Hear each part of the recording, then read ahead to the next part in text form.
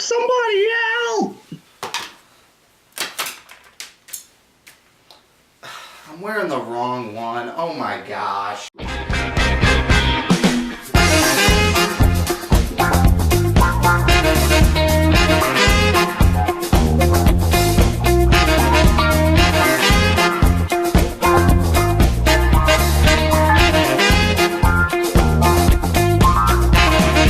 Hey guys, JMRolyat here, and we're back with another Superhero 101. Class is in session.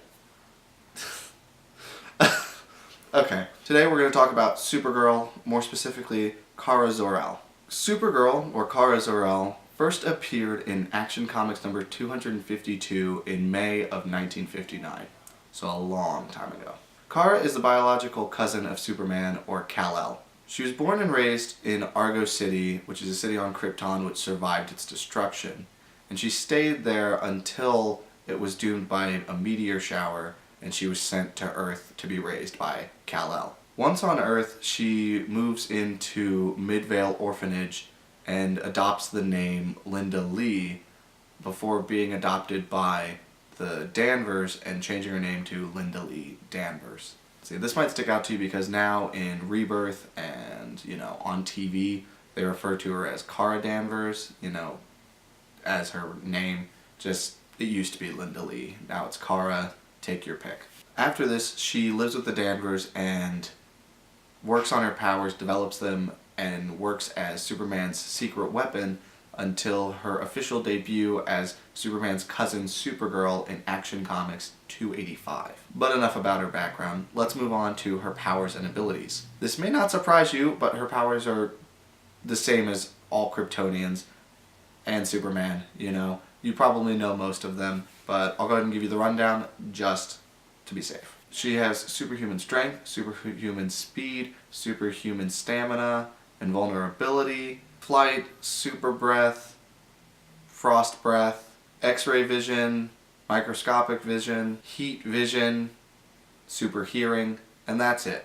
But there is a side note that I wanted to make, and it's that in the comics and, TV depending, it's sometimes shown that Supergirl might even be more powerful than Superman, although Superman, he says that this is because he spent his whole life suppressing his powers so as to not hurt people, and that she doesn't have that instinct because she hasn't been on Earth as long.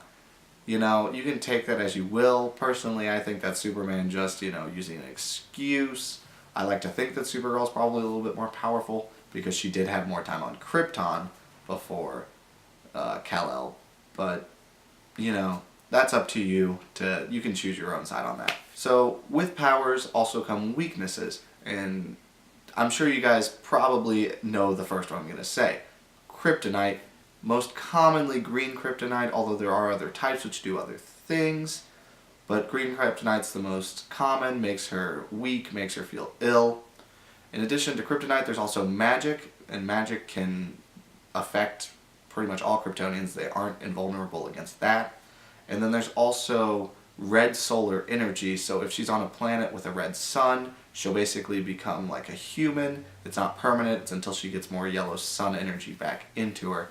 But this can also be manufactured, so it can be like fake red solar energy, and it'll do the same thing. Supergirl's been on a lot of teams, but most importantly, she's been in the Justice League, the Legion of Heroes, and Teen Titans, but like I said, there's a lot. Those are just the three main ones I would say. Let's move on to villains, because what's a hero without their villains?